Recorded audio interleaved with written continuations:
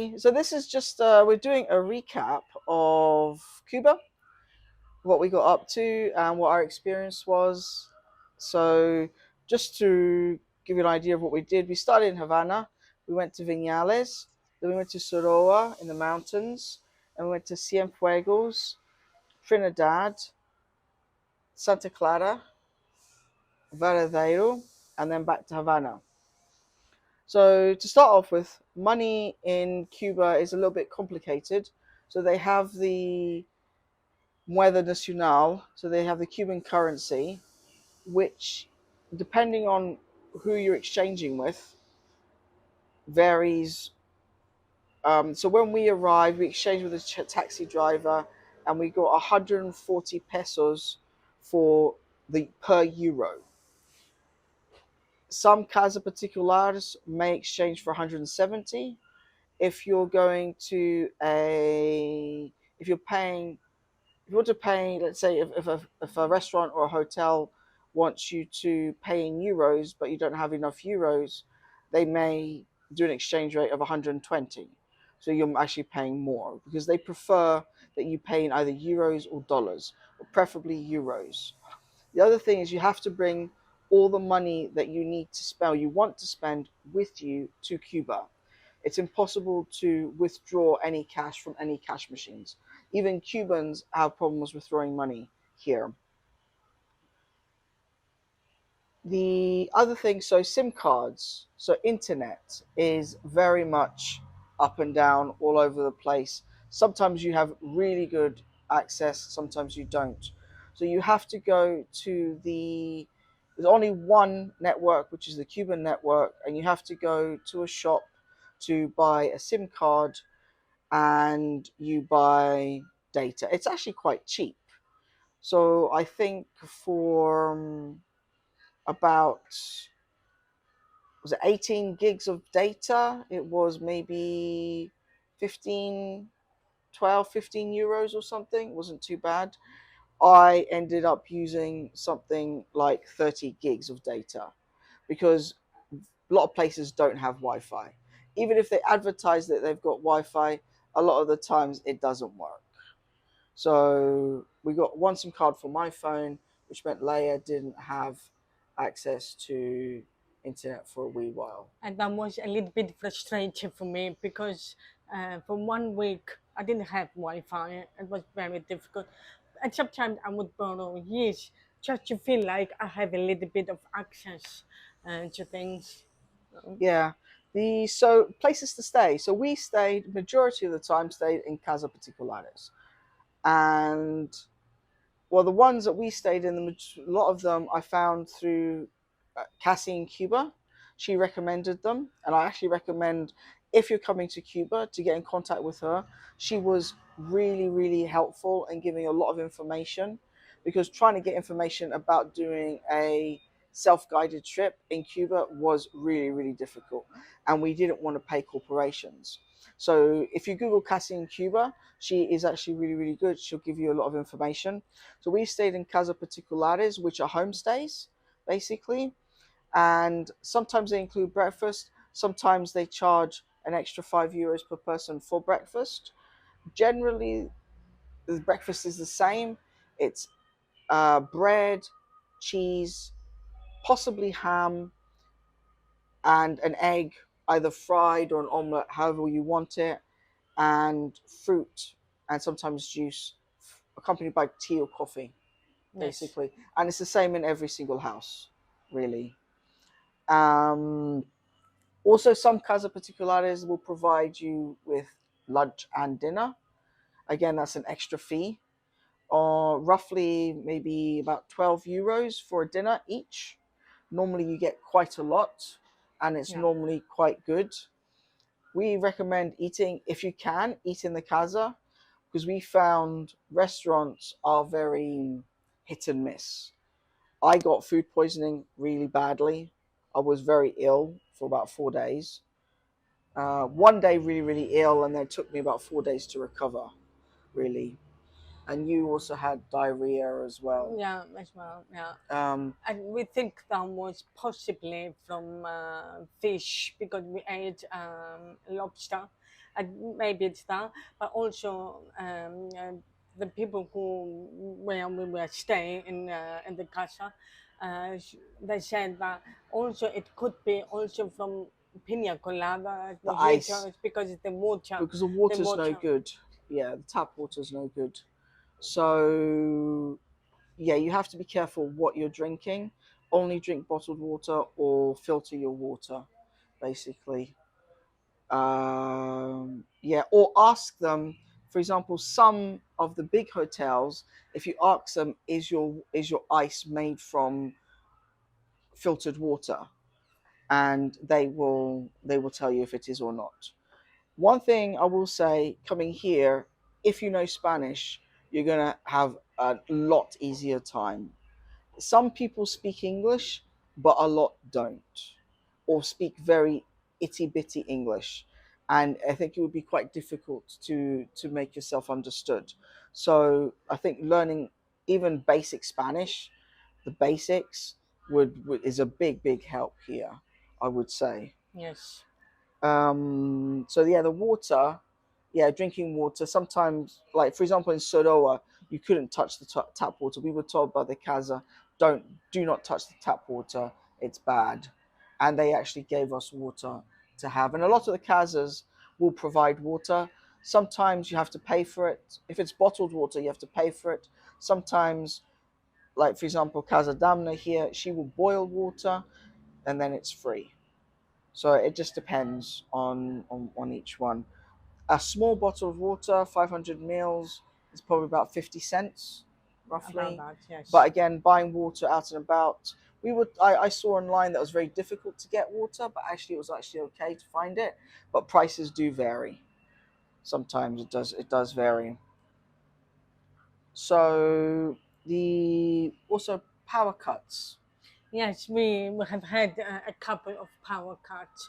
That was in Pinales when we went to Pinales and Silva, I think, And to Trinidad, and remember in Trinidad, Trinidad. it was very, Oh, of very, course, yeah. yeah. It was very dark. I had to use my mobile phone, the lights, because I couldn't see anything on the street.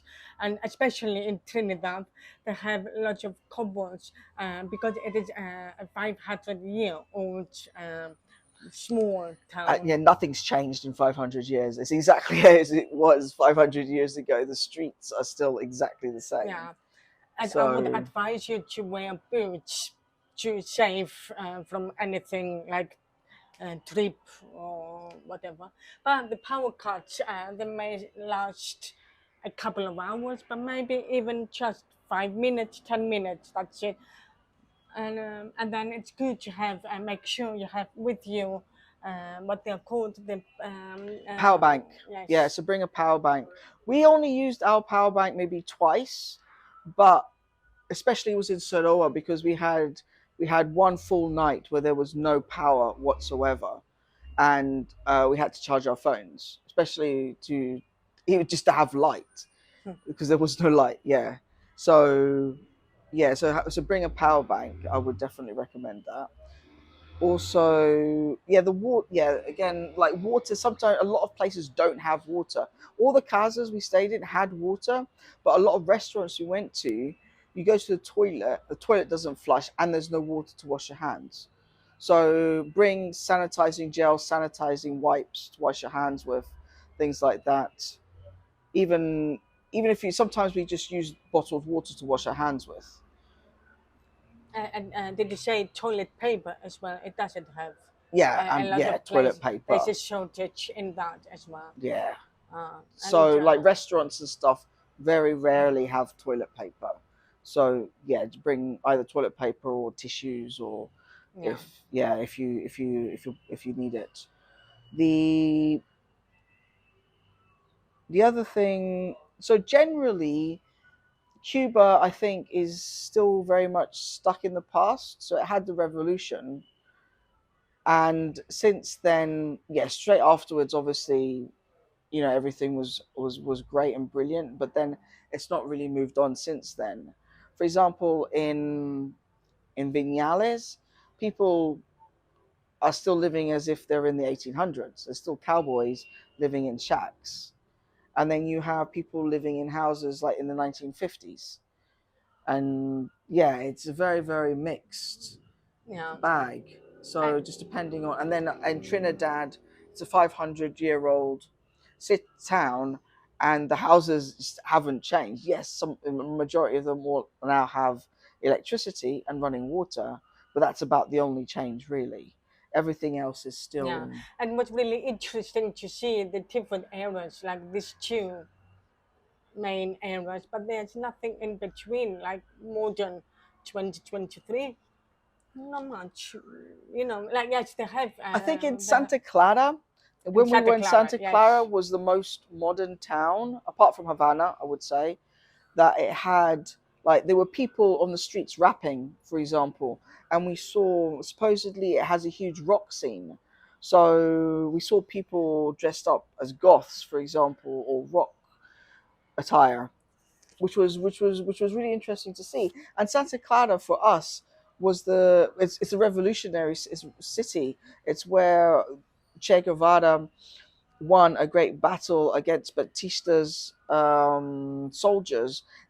Supposedly, was it 13 boys between the age of 16 and 18 captured 400 soldiers by using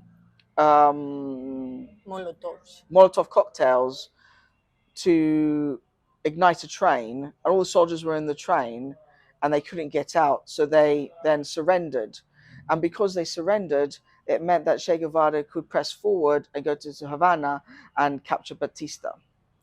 And so Santa Clara originally was just all forest, but now it's a big town and it's a revolutionary city. And you actually get the feel that it is a revolutionary city, and it's actually where, for example, LGBT rights have actually made activism has actually got a big hold there, Yeah, and it's where one of the first LGBT marriages happened in October last year.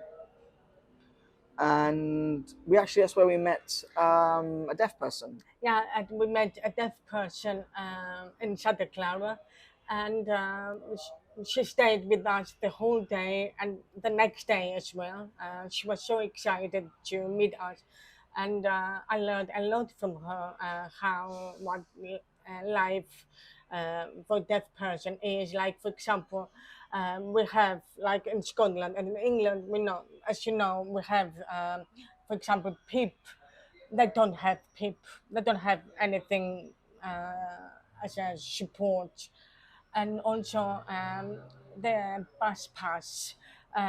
Even though they can get one, they have to pay for it. It's like uh, Yeah, 15, 15 euros, yeah, but it's for life. You have that, and that gives you a priority to go on the bus or any queue, even for food or whatever. But it's not like, yeah. But we did an interview with her. So if you watch out for the interview, which we should upload, hopefully maybe in the next week or so, yeah, then you can find out a lot more about what it's yeah, like to be deaf here in Cuba. She yeah, taught us a lot about what life is like here as well. So yeah, I think that kind of covers everything really. yes, Generally, if there is any questions that anybody has about what Cuba is like, just yeah, comment on the video, and we will try and get back to you as soon as we can. Obviously, internet depending. But yeah, we hope that you enjoyed this video, and if you want to support us, then subscribe to our channel and like and share our videos. Okay, yep, yes. we'll speak to you Okay. soon. Bye Bye. bye. So here in Cuba, there's no proper supermarkets. You can't, yeah, you can't go to a supermarket and, I don't know, buy a pack of crisps or buy a pack of biscuits or buy an apple. They do have markets, but they're for Cubans, not for tourists. There are government shops which have a very limited selection of produce. Some shops seemed to specialize in certain things. Like there was one shop that only did like not sanitary products, we're calling things for cleaning, like shampoos and soaps and things like that. And then there was another shop that only had rum and beans and stuff like that. For example, I wanted to buy tea bags. Couldn't find anywhere to buy tea bags. But anyway, in these shops, you have to pay with a credit card, and it cannot be an a credit card that's associated with America. So it cannot be, for example, an Amex. I used a normal debit card, and that was fine, no problem at all. Also, the big hotels in Verdadero where we stayed, it's all credit card. They won't accept cash. However, people will want obviously you to tip them in cash. Everybody will expect a tip in the That's true. big in the big hotels. So yeah, so you need to bring a credit card as well if you want to buy anything from any of the shops.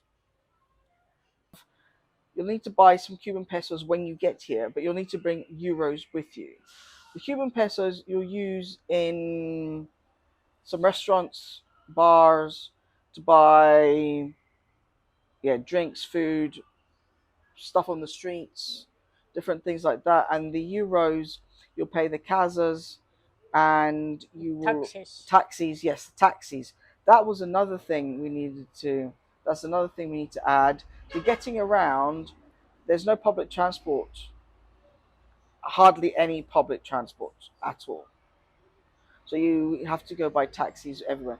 Here they have colectivos or private taxis. Colectivo is where you share a taxi with somebody else.